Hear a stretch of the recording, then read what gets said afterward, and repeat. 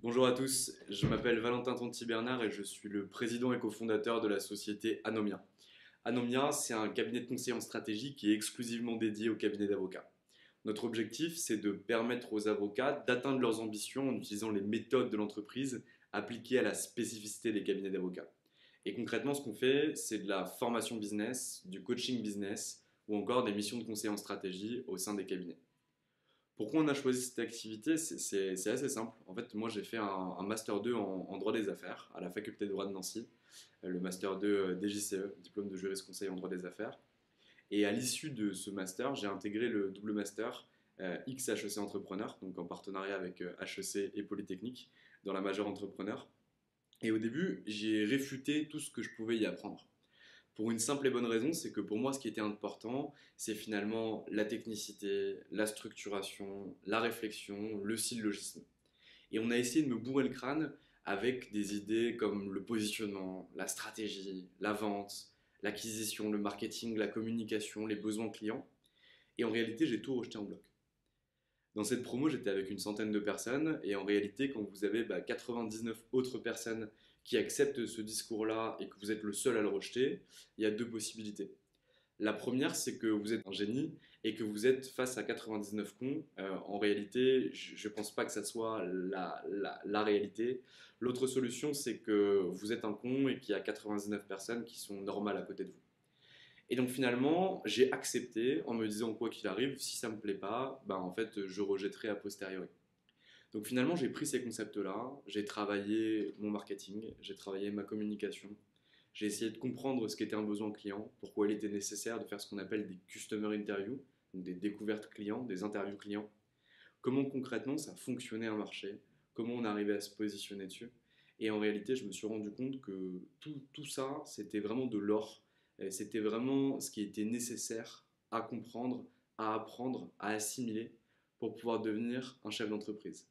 Et en fait, je ne l'avais pas eu à la faculté de droit et malheureusement, c'est le cursus de tous les avocats. Donc concrètement, aujourd'hui, un avocat, il n'est pas formé à ça. Et pourtant, un avocat, c'est un chef d'entreprise. Il fait même plus qu'un chef d'entreprise, c'est-à-dire qu'un chef d'entreprise, une fois qu'il a une entreprise qui tourne, il a des salariés, il peut manager, il peut avancer. Un avocat, quoi qu'il arrive, demeure et demeurera dans la production. Alors, ce sera plus la même production, ce sera plus une production technique, il fera plus de formulaire M0, de choses comme ça, mais il va toujours être sur la stratégie des dossiers. Donc concrètement, ce que doit savoir faire un avocat, c'est produire avec une grande technicité, c'est acquérir des clients pour faire bouffer ses collaborateurs et bouffer le reste du cabinet, c'est être en capacité de gérer sa structure et de faire face à des départs de collaborateurs, à des problématiques avec les impôts, parce que ça touche tout le monde, à des problématiques avec son PQ, son internet, ses logiciels, etc.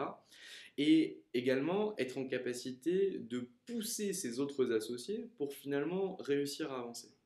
Et en réalité, la seule spécificité que va apporter le cursus initial et la formation au sein même des cabinets va être une formation qui est liée à la technique et à la production. Et aujourd'hui, on oublie les trois autres facettes du métier d'avocat qui sont des facettes extrêmement importantes. Ce que je le dis tout le temps et je le répète, un bon technicien qui n'a pas de dossier, qui n'a pas de client, ça ne sert à rien. Personne ne saura qu'il est jamais un bon technicien. Et encore aujourd'hui, je reçois des coups de fil d'avocats qui ont 10, 12 ans de bar, qui ont travaillé dans des super beaux cabinets, qui ont bien avancé, etc., mais qui aujourd'hui n'ont pas de clients. Ils ont uniquement des dossiers qui leur ont été confiés par des associés, par d'autres collaborateurs, etc., mais ils n'ont pas de clients. Et ils ne deviendront pas associés de ces structures-là sans avoir de clientèle. Donc aujourd'hui, il est vraiment nécessaire et vraiment primordial que les avocats puissent acquérir ces compétences en termes de développement pour finalement réussir à perdurer dans le métier et réussir à exister. Parce que dans ce métier, et comme dans beaucoup d'autres, c'est l'argent qui est roi. Si vous n'êtes pas en capacité de pouvoir apporter de l'argent à une structure, pouvoir vous développer, vous perdez votre indépendance, celle à laquelle vous êtes si cher, et surtout, vous n'êtes plus en mesure de pouvoir choisir votre avenir au sein de cette profession. Et c'est pour ces raisons-là qu'il faut réussir à se développer en termes de compétences business. C'est pas pour devenir un marchand de tapis, faire le commercial, envoyer des mails à 15 000 personnes pour espérer avoir un client. C'est pas pour ça. C'est pour conserver l'indépendance et choisir la carrière que vous avez envie d'avoir. Donc si ça, c'est des sujets qui vous intéressent, si mon discours vous parle, n'hésitez pas à nous contacter et chez Anomia, c'est vraiment la vision qu'on défend.